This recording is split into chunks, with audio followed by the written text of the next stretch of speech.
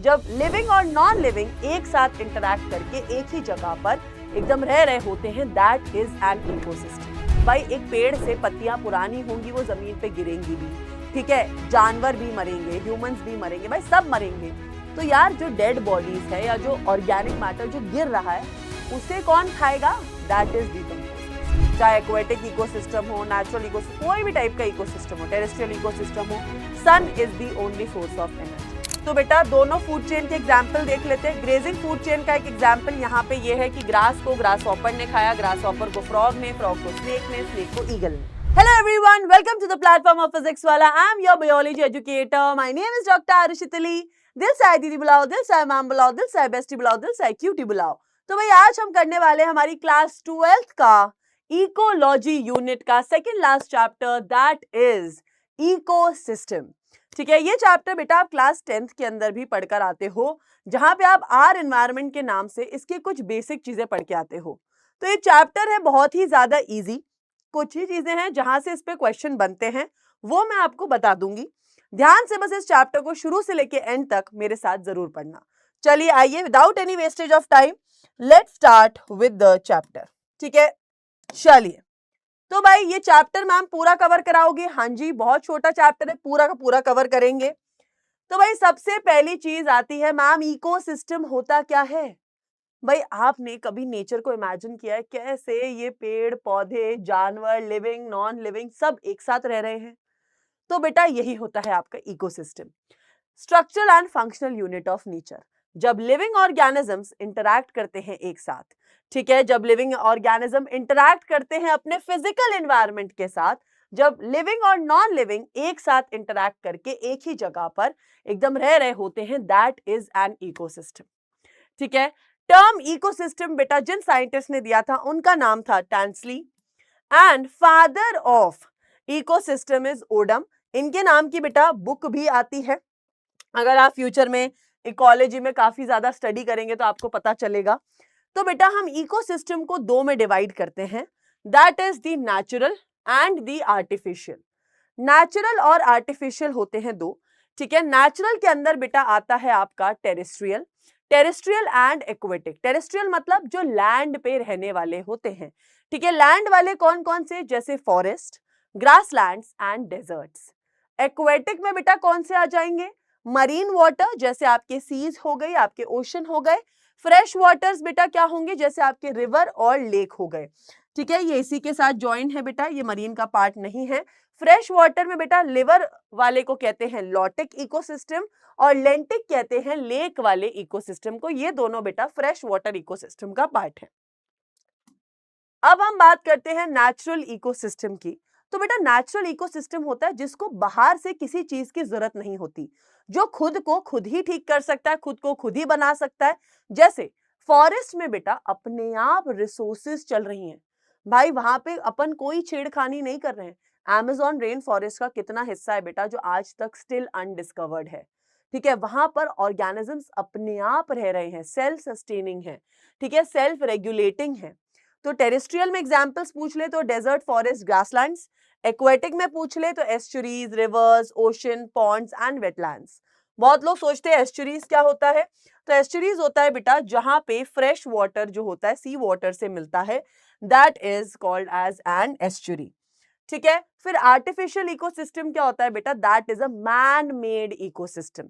Man made ecosystem मतलब हमारे द्वारा बनाया गया, जैसे आपके घर का गार्डन, आपका एक्वेरियम, जहां मेरी मछली से मेरा मन है कि मैं इस पॉन्ड के अंदर जो मछली रखना है मैं वो रखूंगी। मेरा मन है कि मैं मेरे घर के गार्डन में चेयर रखूंगी, 2 टेबल रखूंगी, एक स्विमिंग पूल बनाऊंगी। भाई that is my wish, that is my will according to the human nature, not self sustaining, not self regulating, only man made. इसके एग्जाम्पल है भाई crop field.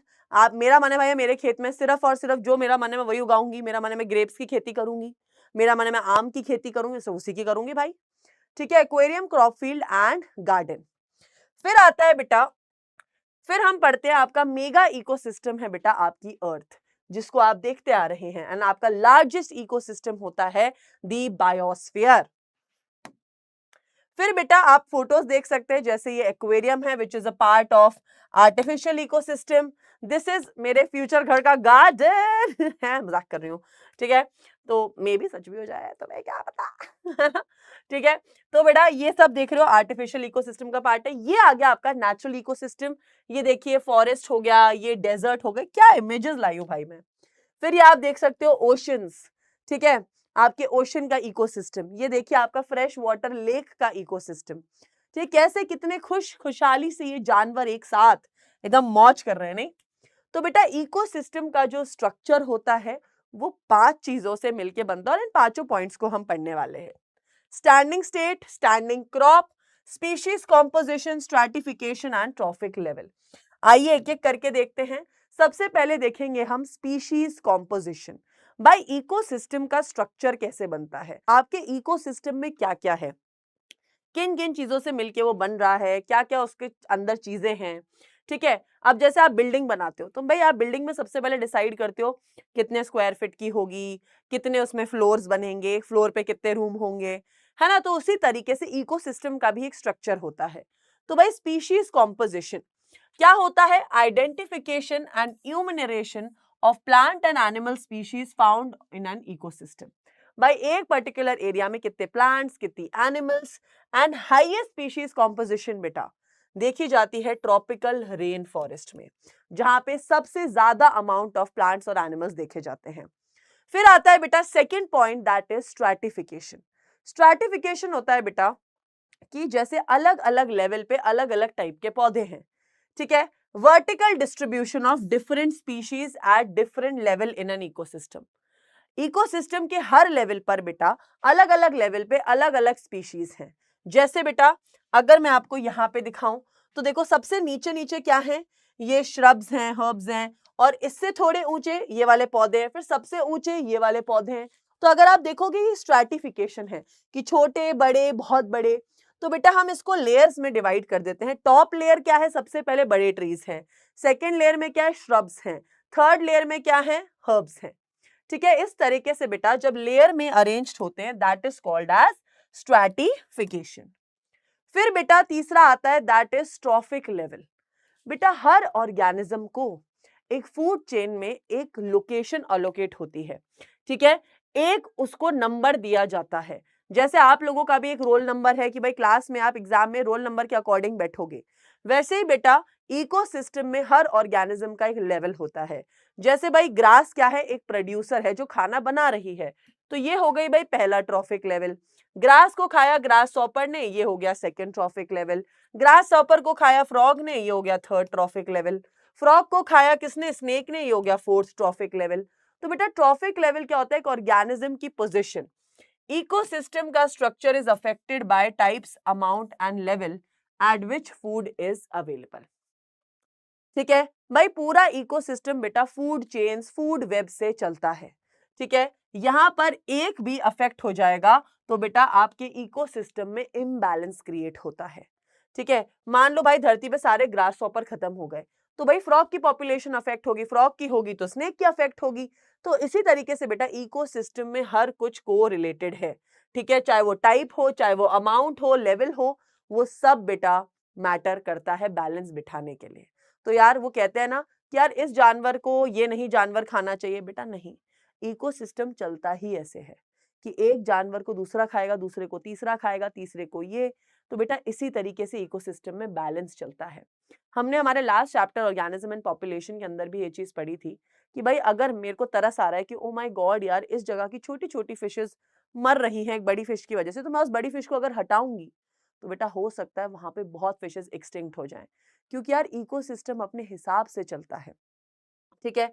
Standing crop, standing crop और standing state के ऊपर बहुत बार आप लोगों के एग्जाम्स में क्वेश्चन आते हैं। तो स्टैंडिंग क्रॉप क्या होता है, ध्यान से सुनेंगे। अमाउंट ऑफ बायोमास और mass of living organisms present at a particular time measured by fresh and dry weight. एक पर्टिकुलर समय पर कितना बायोमास है, ठीक है, कितना वो आपके है, कितना वजन है उस जगह पर, ठीक है। Biomass is mass of the living, ठीक है, कितना वजन ऑफ द लिविंग उस जगह पर एक टाइम पर प्रेजेंट है, फ्रेश वेट हो चाहे ड्राई वेट हो, कितना प्रेजेंट है। एंड स्टैंडिंग स्टेट क्या होता है? बहुत लोग बेटा स्टैंडिंग क्रॉप और स्टैंडिंग स्टेट में कंफ्यूज होते हैं। प्लीज इस चीज में कंफ्यूज मत होना, बोर्ड एग्जाम में 1 मार्क क्वेश्चन में नंबर कट जाएंगे। स्टैंडिंग स्टेट होता है बेटा amount of inorganic nutrients present at a particular time in an ecosystem. भाई अगर मैं बायोमास की बात कर रही हूं एट अ टाइम, वो है स्टैंडिंग क्रॉप। अगर मैं बेटा मिनरल्स और न्यूट्रिएंट्स की बात कर रही हूं, है ना, इकोसिस्टम में, तो मैं बात कर रही हूं स्टैंडिंग स्टेट की। Tells about the mineral composition available for plants. कितना भाई इनऑर्गेनिक न्यूट्रिएंट्स प्रेजेंट है eight a particular time in an ecosystem. तो आई होप आपको स्टैंडिंग क्रॉप और स्टैंडिंग स्टेट में डिफरेंस समझ आया। अब हम आगे बढ़ते हैं। अब आते हैं फंक्शंस ऑफ इकोसिस्टम। ठीक है, ये 4 बेटा फंक्शंस हैं इकोसिस्टम के। Productivity, decomposition, energy flow, nutrient cycling and biochemical cycling. बेटा पहले तो ये एनसीईआरटी में हुआ करता था, बट अभी आपकी न्यू एनसीईआरटी से ये जो पार्ट है ये डिलीट हो चुका है। पहले आपकी एनसीईआरटी में नाइट्रोजन साइकिल, सल्फर साइकिल ये सब दे रखी थी, बट अब इन्होंने हटा दी। वूहू! सिलेबस कम होते ही तो जो मजा आ जाता है जिंदगी का। तो हम इन तीनों चीजों को अच्छे से पढ़ेंगे, बिकॉज बेटा आपके चैप्टर में यही 3 चीजें बची हैं बस, और इनमें से डिटेल में क्वेश्चन पूछा जाता है। तो प्रोडक्टिविटी के ऊपर अगर इस चैप्टर से आप पूछ रहे हो कि क्वेश्चन आ सकता है बेटा, तो इन तीनों टॉपिक में से किसी पे से भी क्वेश्चन आ सकता है। चाहे शॉर्ट नोट हो सकता है, 1 मार्कर क्वेश्चन हो सकता है, 2-3 मार्क, कुछ भी आ सकता है।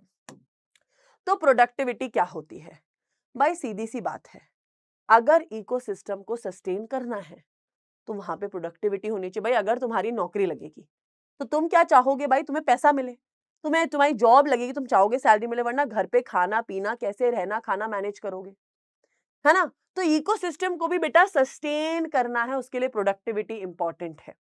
ठीक है, constant input of solar energy is a basic requirement. ठीक है बेटा, सोलर एनर्जी, आप लोग सन को बहुत ऐसा समझते होगे बेटा, बट आप सन की वजह से ही हमारा पूरा इकोसिस्टम चल रहा है। अब आपको प्राइमरी प्रोडक्टिविटी क्या होता है, primary production, primary productivity, secondary productivity, 3 शब्द हैं जिसमें अगेन बहुत लोग कंफ्यूज रहते हैं, बट मैं समझाऊंगी आपको, इजीली समझ आएगा, समझना। प्राइमरी प्रोडक्शन क्या होता है? मान लीजिए ये एक पर्टिकुलर एरिया है, ठीक है। Primary production is defined as the amount of biomass और organic matter produced per unit area over a time period by plants during photosynthesis। अभी आप बोलोगे मैम आपने तो डेफिनेशन रीड कर दी, अब इसे समझो। बेटा डेफिनेशन रीड करना जरूरी क्यों है? ये ऐसा कहना चाह रहा है कि मान लो ये एक पर्टिकुलर एरिया है, इस एरिया में कितना बायोमास प्रेजेंट है, ठीक है, पर यूनिट एरिया, ठीक है, कितना बायोमास प्रेजेंट है, मतलब यहां पे इस पर्टिकुलर एरिया में जितने पौधे हैं वो फोटोसिंथेसिस से कितना खाना बना पा रहे हैं, क्या वजन है उसका। तो यूनिट से आप मेजर कर सकते हो, वेट में मेजर करोगे ग्राम पर मीटर स्क्वायर, एनर्जी में मेजर करोगे kilo cal per meter square. अब प्राइमरी प्रोडक्टिविटी क्या है? The rate of biomass production is called, भाई ये कितना प्रोड्यूस हो रहा है, इसका क्या रेट है, ठीक है, किस स्पीड से ये प्रोड्यूस हो रहा है, व्हाट इज द रेट। अगर मैं आपसे पूछूं कि भाई एक जगह पर, इस लैंड पर कितने पौधे उग रहे हैं, फोटोसिंथेसिस से कितना खाना बना रहे हैं, आप बोलोगे that is primary production. But अगर मैंने आपसे पूछा भाई एक साल में तुम्हारी जमीन से कितना बायोमास निकला, तो वो हो गया प्राइमरी प्रोडक्टिविटी। मैंने वहां पे आपको बोल दिया रेट बताने को, विच मीन्स यहां पे बस ईयर पर ईयर का डिफरेंस है। तो बेटा प्राइमरी प्रोडक्शन और प्राइमरी प्रोडक्टिविटी के यूनिट में याद रखना बस सेम है, gram per meter square per year, kilo cal per meter square per year, है ना। तो use to compare the productivity of different ecosystem. अगर हम डिफरेंट इकोसिस्टम की प्रोडक्टिविटी को समझना चाहते हैं तो 2 टाइप की प्रोडक्टिविटी है, GPP and NPP, gross primary productivity and net primary productivity. अब इसको समझाने के लिए मैं एक बहुत ही मेरा फेवरेट एग्जाम्पल है, मैं उससे समझाऊंगी। तो मान लीजिए यार आप हो, आपकी सैलरी है 5 लाख, ठीक है, आपकी सैलरी है हर महीने की। ओ my God ma'am per month अमीर बना दिया आपने, तो सपनों में ही सोचते थे, कोई बात नहीं बेटा, सपनों में ही सोच लो ठीक है। तो भाई 5 लाख पर मंथ, भाई मान लिया मैंने आपकी सैलरी है, चलो खुश हो जाओ तुम भी। तो भाई अब तुम्हारे अकाउंट में कितनी सैलरी आ रही, दिस इज बेटा ग्रॉस सैलरी, कि ये सैलरी आपको हर महीने टोटल आपकी ये सैलरी है, पर बेटा टैक्स भी तो कटता है। तो आपकी सैलरी अगर इतनी है तो बेटा आपकी सैलरी में 30% टैक्स कटेगा, 30% टैक्स कटेगा, विच मीन्स 3.5 लाख आपके अकाउंट में आएगी। मतलब आपकी महीने की सैलरी तो 5 लाख है, पर नेट कितनी है भाई? सब कुछ कट कुटा के आपके अकाउंट में कितने पैसे आ रहे हैं भाई? This is net salary. तो बेटा ऐसा ही होता है प्रोडक्टिविटी में। ग्रॉस प्राइमरी प्रोडक्टिविटी क्या है भाई? टोटल प्रोडक्टिविटी कितनी है? Rate of formation of organic matter through photosynthesis, कि फोटोसिंथेसिस की वजह से कितना प्रोडक्टिविटी हो रहा है एनवायरमेंट में, टोटल इज दिस। पर उसमें से भाई कुछ लॉस भी हो रहा है, टैक्स भी तो कट रहा है, कुछ एनर्जी रिलीज भी तो हो रही है इकोसिस्टम में। तो बेटा जब आप ग्रॉस में से टैक्स माइनस करोगे तो नेट प्राइमरी प्रोडक्टिविटी मिलेगी। पर यहां पे बस टैक्स की जगह क्या हो रहा है? रेस्पिरेटरी लॉस हो रहा है। तो बेटा हम ऐसा कह सकते हैं कि gross primary productivity equals to, gross primary productivity क्या है भाई? Minus respiratory loss equals to net primary productivity, which means total में बेटा, टोटल एनवायरनमेंट में जो भी खाना प्रोड्यूस हो रहा है या जितनी भी चीजें प्रोड्यूस हो रही है उसमें कुछ लॉस भी तो हो रहा होगा, एनर्जी कुछ लूज भी तो हो रही है। तो उस एनर्जी को आप माइनस करोगे तो आपकी नेट प्राइमरी प्रोडक्टिविटी कितनी है वो निकलती है। ठीक है, तो अब आप समझ गए होंगे, एक आपकी 5 लाख जो सैलरी है that is gross primary total, पर कट के कितनी आ रही है? That is net primary productivity. अब सेकेंडरी प्रोडक्टिविटी क्या होता है? Role of formation of new organic matter by consumer after consuming NPP. अब आप तुम सोच रहे होगे ओ माय गॉड मैम क्या ही बोल दिया आपने। तो मैं आपको यहाँ पे समझाती हूँ, ये चीज समझा रही हूँ आपको कि प्राइमरी प्रोडक्टिविटी क्या है, सेकेंडरी प्रोडक्टिविटी क्या है। अब आप समझो, मान लो बेटा ये है सन, ठीक है, ये है आपकी ग्रास, ये है आपकी बकरी,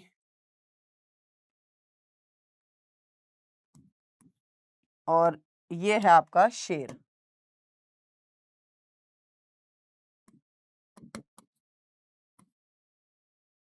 ये आपका शेर, ठीक है। तो बेसिकली क्या होता है, सन से बेटा सिर्फ 1% एनर्जी जो है इस प्रोड्यूसर के पास आ रही है। This is a producer. इस घास को बेटा बकरी ने खाया, 10% एनर्जी ही इस बकरी के पास गई, दिस इज अ गोट। फिर इस गोट को बेटा शेर ने खाया, इसके पास भी सिर्फ 10% एनर्जी गई। अब बेटा जो प्रोडक्टिविटी इस घास ने प्रोड्यूस की इस प्राइमरी प्रोडक्शन, ठीक है, प्राइमरी प्रोडक्टिविटी।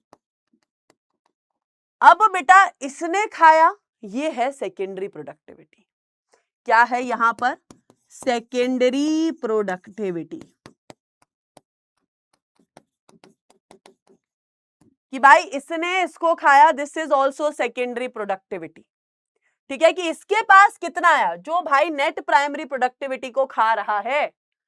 ये देखो ये टोटल था भाई, घास ने मान लो टोटल एनर्जी बनाई 10,000 जूल्स, इसके पास कितनी आई? 1000 जूल्स।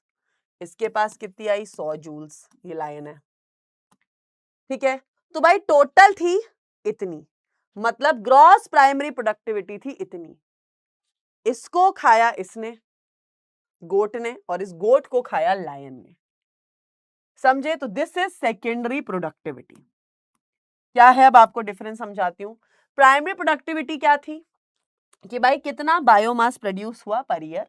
सेकेंडरी प्रोडक्टिविटी क्या है? Role of formation of new organic matter by consumers after consuming NPP. अगर वो ये इसको खाएंगे नेट प्राइमरी प्रोडक्टिविटी को, तो दैट इज सेकेंडरी प्रोडक्टिविटी। ठीक है, फिर आते हैं बेटा factors affecting primary productivity. Factors affecting primary productivity क्या क्या है? Solar energy, temperature, nutrient in soil, soil moisture, plant species inhabiting that particular area.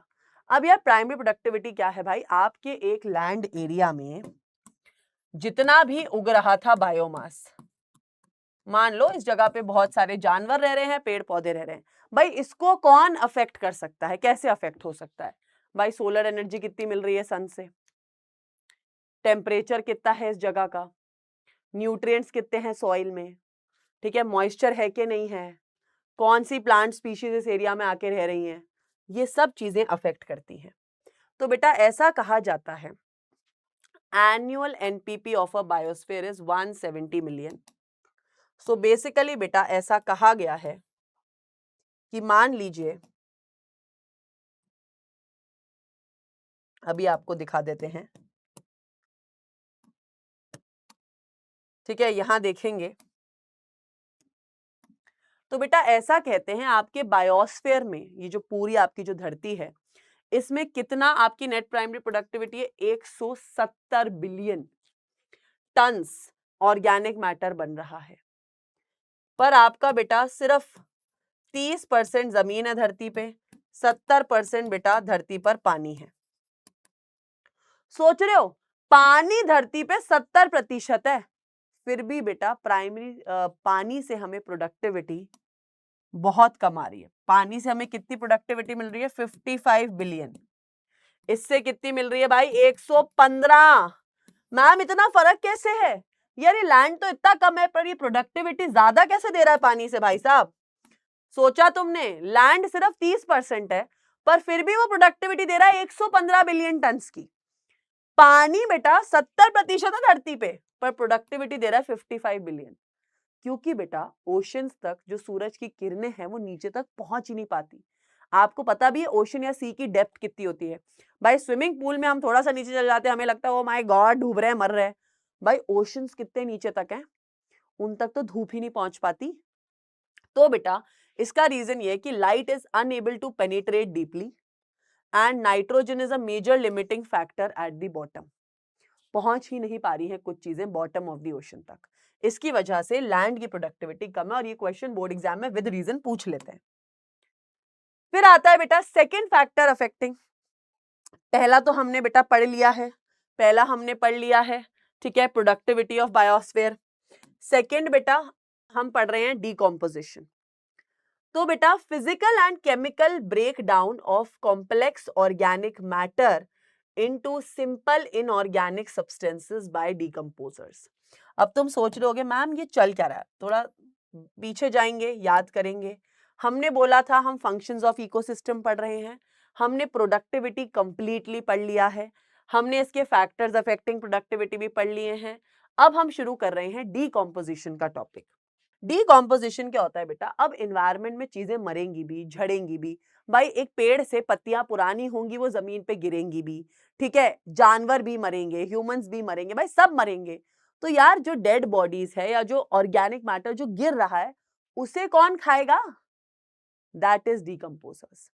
ठीक है, मान लो यहाँ पे ग्रास को grass hopper, frog, snake, eagle सब ने खा लिया, पर ये मर गया, इसे कौन खाएगा? डीकम्पोजर्स। डीकम्पोजर्स क्या करते हैं बेटा, फिजिकल केमिकल ब्रेक डाउन करते हैं कॉम्प्लेक्स ऑर्गेनिक मैटर का इनटू सिंपल इनऑर्गेनिक सब्सटेंसेस।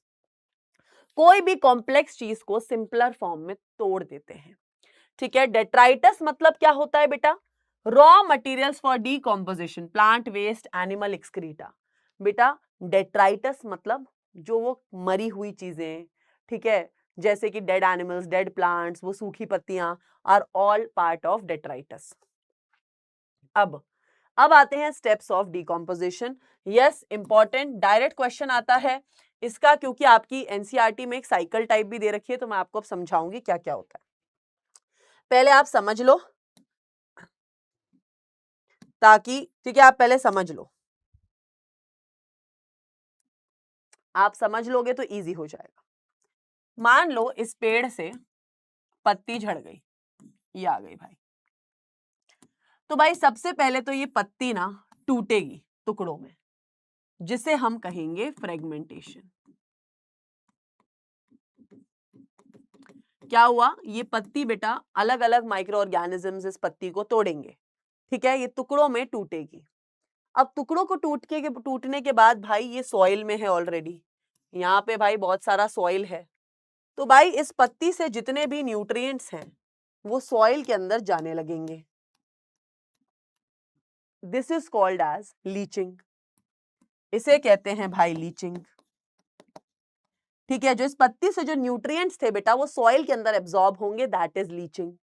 अब आप सोच लोगे बची हुई जो पत्ती है उसका क्या होगा, तो बेटा इस बची हुई पत्ती का आगे जाके होता है कैटाबॉलिज्म। ठीक है, अब ये टूटेगी और, ठीक है, पर अब इस कैटाबॉलिज्म में क्या होता है, दो चीजें होती हैं, that is humification and mineralization. अब वो चीज क्या होती है मैं आपको समझाती हूँ, यहां ध्यान से देखना, बहुत ध्यान से कान लगा के सुनने का। यहाँ पे ये पेड़ से बेटा पत्ती गिरी, अब ये पत्ती के बेटा छोटे छोटे टुकड़े होंगे, दैट इज फ्रेगमेंटेशन होगा। ठीक है, ग्रीन लीफ जो ग्राउंड पे ग्रमी, इसको बेटा अलग अलग इंसेक्ट्स और एनिमल्स खाएंगे। ठीक है, ओके, तो ये क्या चल रहा है बेटा, फ्रेगमेंटेशन चल रहा है। फ्रेगमेंटेशन का मतलब ही ये होता है जब आप dead organic just dead matter को ऐसे छोटे छोटे टुकड़ों में तोड़ देते हो, that is called as fragmentation. कौन तोड़ते हैं उसको, यार अर्थवॉर्म हो सकती है, एंट हो सकती है, डेट्राइटिवोर्स, जो भी डेट्राइटस खाने वाले ऑर्गेनिजम्स होते हैं। फिर बेटा क्या होता है, ठीक है, मान लो ये अर्थवॉर्म आया, इसने इस लीफ को खा लिया, फ्रेगमेंटेशन हो गया। अब बेटा इससे जो ये न्यूट्रिएंट्स हैं सॉइल के अंदर एब्जॉर्ब हो गए, this is leaching, this is leaching, directly nutrients absorb हो गए। ठीक है मैम, अब यार इस पत्ती का बचा हुआ हिस्सा कैटाबोलाइज होगा, छोटे छोटे टुकड़ों में टूटेगा। ठीक है, यहां पे क्या होगा, कैटाबॉलिज्म होगा। ठीक है, अब बेटा यहां पर, अब ये जो चीज है, ये पत्ती है, इसको बेटा इसका बनेगा ह्यूमस।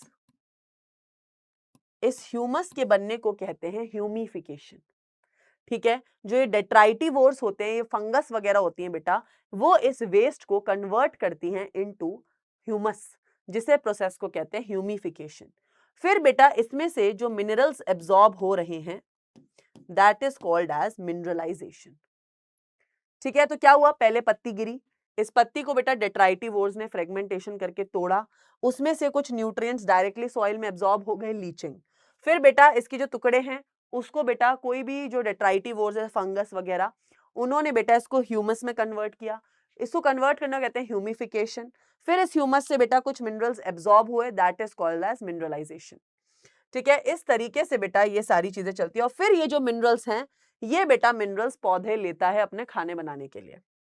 ठीक है, तो अगर हम देखें नॉर्मली, तो हमने देखा फ्रेगमेंटेशन हुआ, फिर लीचिंग मतलब क्या है, वो इनऑर्गेनिक न्यूट्रिएंट्स बेटा सॉइल के अंदर एब्जॉर्ब हुए।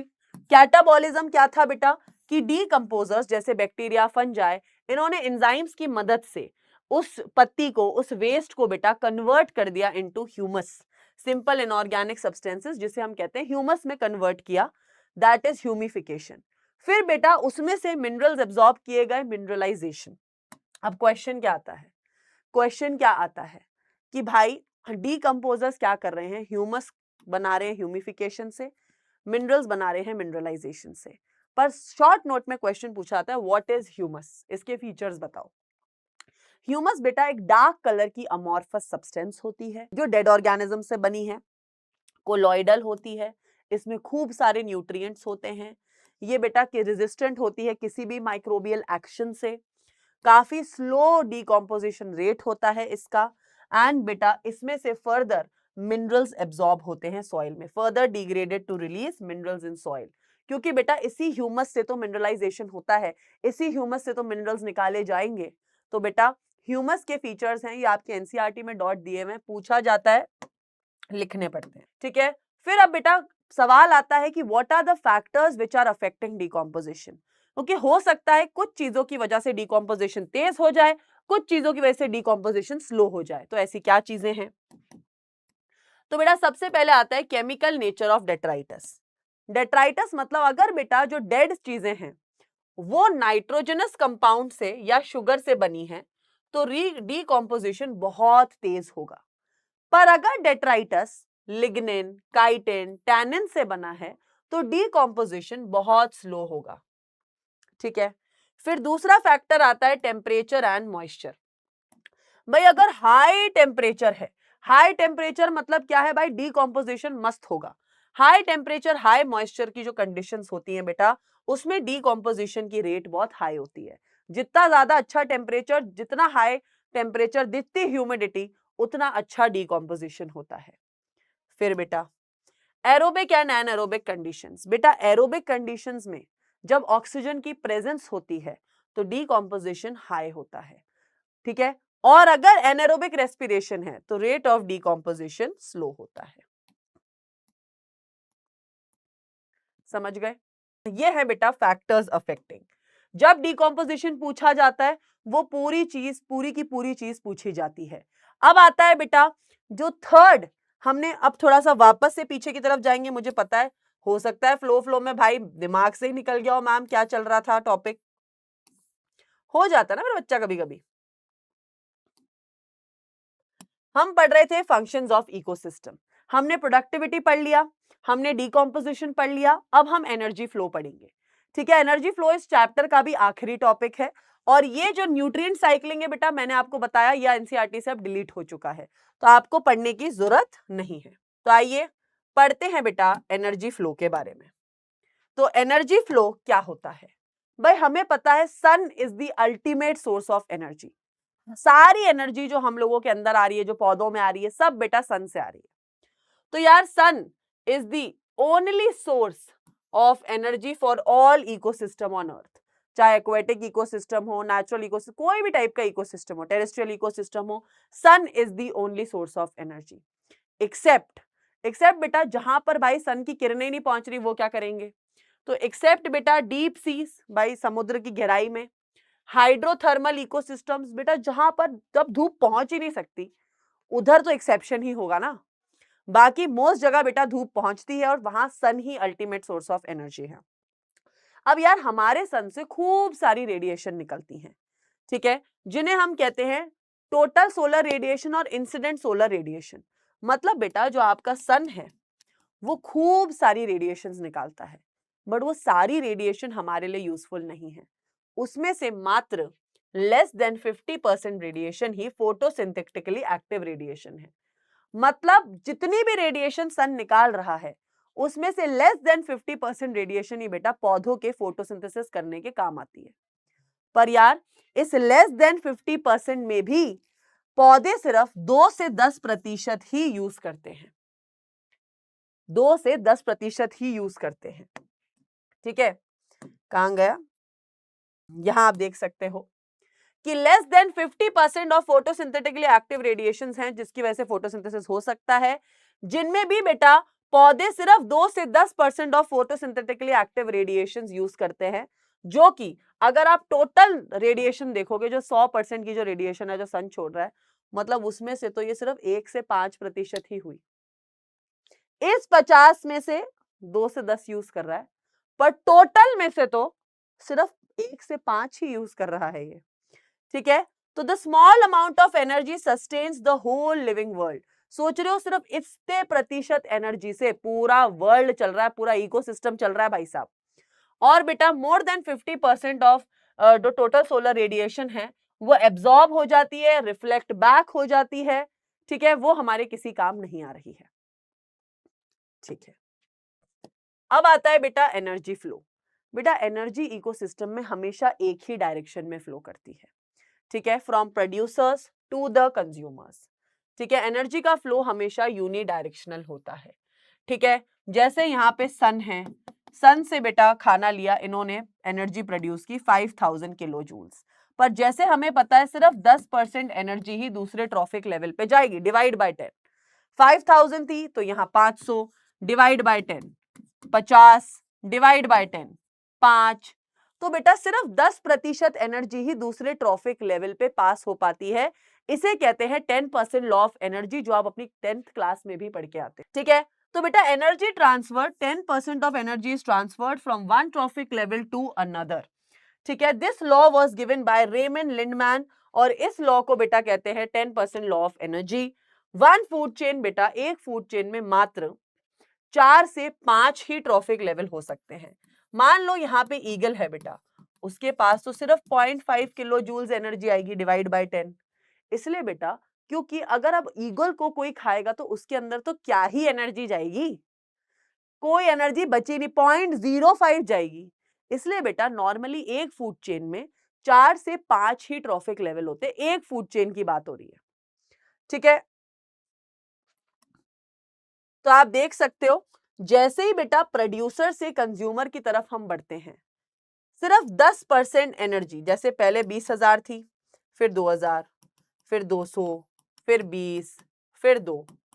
तो बेटा अगर आप देखोगे तो एनर्जी बेटा सिर्फ 10% ही पास हो रही है, बाकी बेटा हीट के फॉर्म में रिलीज हो रही है, ठीक है। अब बेटा फूड चेन जो है लॉ ऑफ थर्मोडायनेमिक्स फॉलो करती है। मैम केमिस्ट्री कैसे आ गई, आपको ज्यादा समझने की जरूरत नहीं है, बस एनसीईआरटी मेंशन कर रही है तो हम समझेंगे।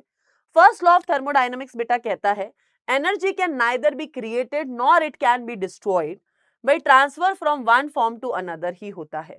Solar energy is transferred into chemical energy, ठीक है। एनर्जी बेटा नाइदर क्रिएट की जा सकती है ना डिस्ट्रॉय की जा सकती है, सिर्फ ट्रांसफर हो सकती है।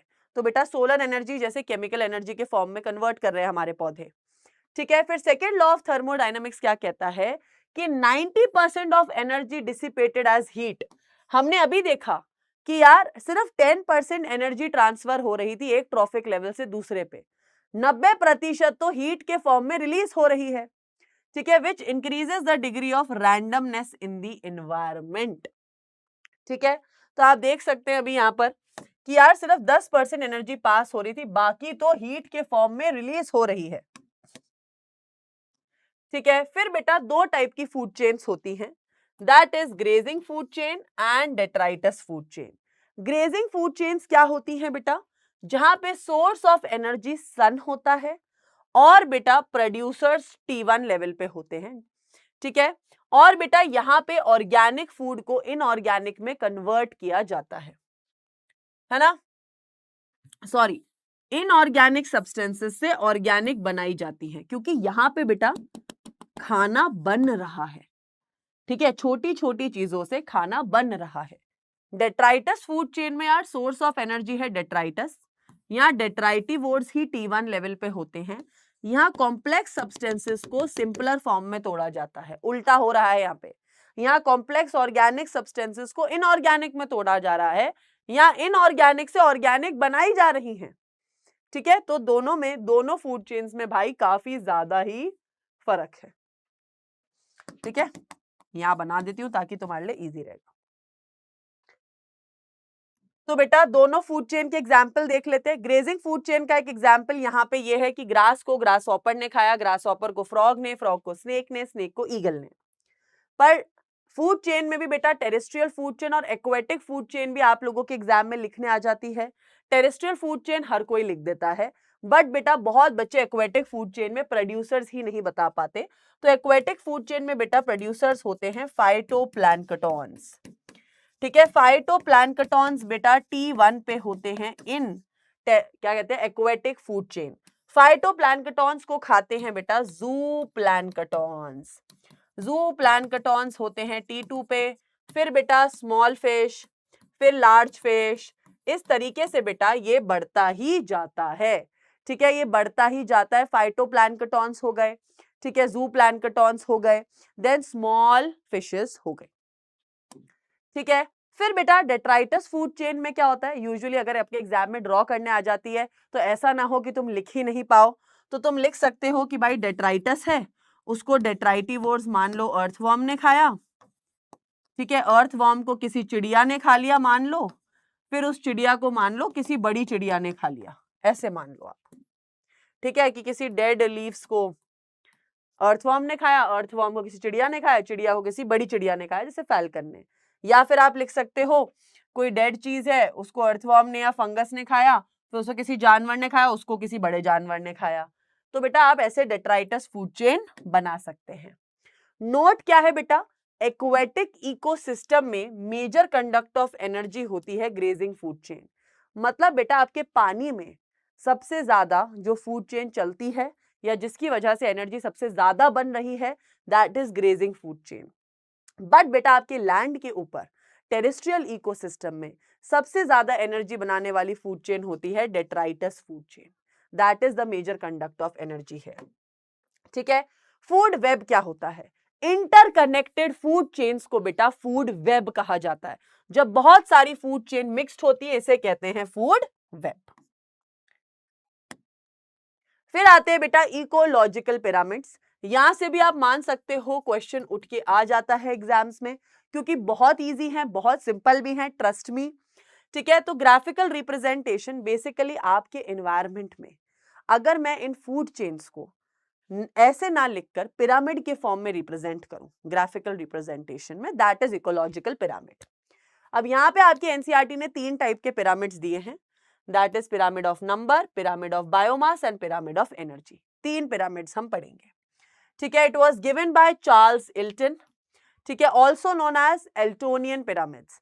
तो ऐसा नहीं कि बोर्ड एग्जाम में इकोलॉजिकल की जगह एल्टोनियन पिरामिड्स लिखा आ जाए तो तुम कहां आई, ये तो आउट ऑफ सिलेबस क्वेश्चन आ गया था मैम, कैसे करते हम बेटा, क्योंकि चार्ल्स एल्टन ने दिए हैं तो एल्टोनियन पिरामिड्स कहते हैं।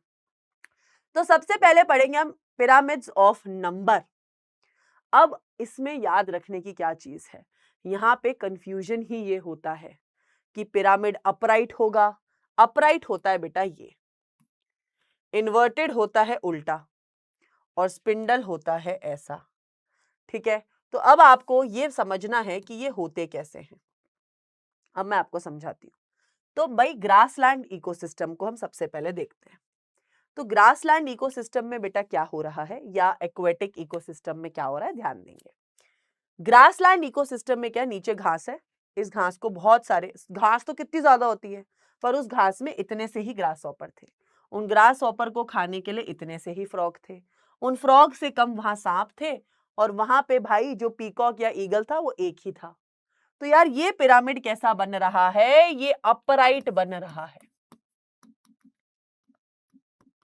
ठीक है, सेम यहाँ पे नंबर वाइज, ज्यादा नंबर में कौन है बेटा, पिरामिड ऑफ नंबर का मतलब ही है नंबर में कौन ज्यादा है, काउंट में कौन ज्यादा है। अब ऐसे ही अगर आप देखोगे तो यहाँ पे फाइटोप्लैंक्टॉन्स बहुत सारे हैं, फिर छोटी मछलियां कम है, बड़ी मछलियां उससे कम है, और मछलियों को खाने वाली चिड़िया और कम है। तो बेटा नंबर वाइज अगर आप देखोगे टेरेस्ट्रियल या एक्वेटिक इकोसिस्टम का जो बेटा पिरामिड है वो अपराइट होता है। ठीक है ना, ये दोनों grassland ecosystem and aquatic ecosystem. अब अगर मैं ट्री इकोसिस्टम की बात करूं तो बेटा यहां पे 2 कंडीशन हो सकती है। कैसे हो सकती है मैम, मैं बताती हूं। मान लीजिए पेड़ तो एक ही है, कम, पेड़ पे चिड़िया है काफी सारी, पर उन चिड़िया से ज्यादा है वहां पर पैरासाइट्स, और उन पैरासाइट से भी ज्यादा है उनसे भी छोटे पैरासाइट्स। तो भाई मैं तो सिर्फ ये 3 ही मान लेती हूँ कि एक पेड़ पर कुछ चिड़ियाएं रहती हैं, मान लो 10 चिड़ियाएं और 100 पैरासाइट्स रहते हैं। तो बेटा ये हो गया ना इन्वर्टेड ग्राफ,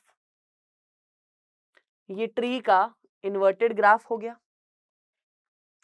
पर ऐसा कुछ उल्टा भी हो सकता है कि एक पेड़ के ऊपर छोटी चिड़िया बहुत है पर एक बड़ी चिड़िया एक ही है, स्पिंडल शेप बन गया। दिस इज बेटा, this is called as spindle shape, this is called as spindle shape. ठीक है, कि भाई मैंने क्या कहा, इन्वर्टेड कैसे बनेगा, इन्वर्टेड कैसे बनेगा अगर बेटा, अब आप ध्यान से देखो, ट्री है, ट्री पर चिड़िया बहुत सारी हैं और चिड़िया से ज्यादा हैं पैरासाइट्स, तो बेटा ये बन गया इन्वर्टेड पिरामिड। और स्पिंडल कैसे बनेगा कि पेड़ है,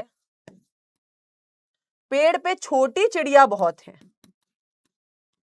पर बड़ी चिड़िया कम है, लार्ज बर्ड बहुत कम है, तो ये क्या बन गया, स्पिंडल शेप। क्या बन गया ये, स्पिंडल शेप्ड।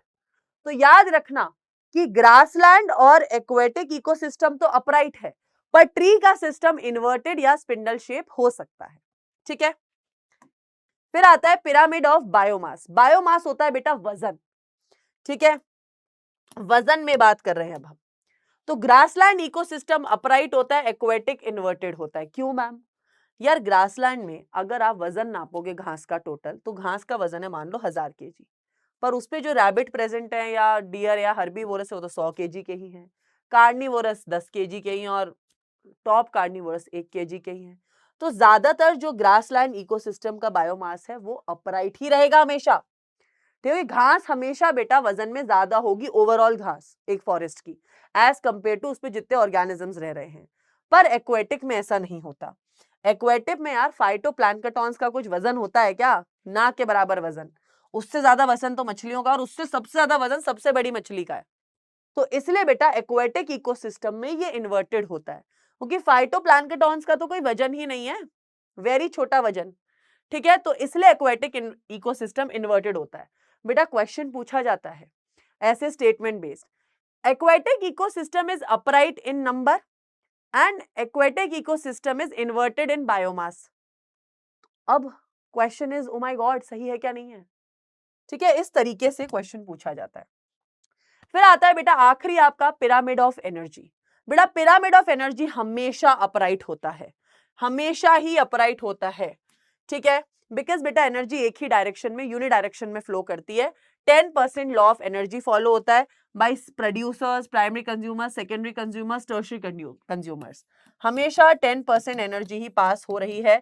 इस वजह से बेटा हमेशा पिरामिड ऑफ एनर्जी तो हमेशा ही अपराइट होगा, चाहे टेरेस्ट्रियल हो, चाहे एक्वेटिक हो, कोई भी इकोसिस्टम हो, it will always be upright. ठीक है, अब ड्रॉबैक्स क्या है इकोलॉजिकल पिरामिड्स के? पहली चीज तो इकोलॉजिकल पिरामिड जो है सिर्फ फूड चेन को दर्शाता है, पर असलियत में तो फूड चेन नहीं, फूड वेब्स होते हैं। ठीक है, तो जो कि प्रैक्टिकली फूड चेन बेटा एग्जिस्ट नहीं करते नेचर में, there is always a food web. ऐसा तो नहीं है एक खरगोश फिक्स्ड है कि वो घास खाएगा, हो सकता है भाई उस खरगोश को शेर खा गया, डियर खा गया, कोई भी खा सकता है। तो यार food chains are always into food webs. Do not accommodate food web. Decomposers के बारे में तो भाई इकोलॉजिकल पिरामिड में बात ही नहीं कही है, which are the major part of the ecosystem. इनको कोई जगह ही नहीं दी गई है। Does not consider organism which can occupy different trophic level. भाई एक ट्रॉफिक लेवल पर एक से ज्यादा जानवर भी हो सकते हैं, उनको भी प्रेजेंट नहीं किया गया है इकोलॉजिकल पिरामिड में। तो इकोलॉजिकल पिरामिड के बेटा ये ड्रॉबैक्स हैं। जब भी इकोलॉजिकल पिरामिड में बोर्ड्स में क्वेश्चन आता है, हमेशा ड्रॉबैक्स भी वो पूछते ही पूछते हैं।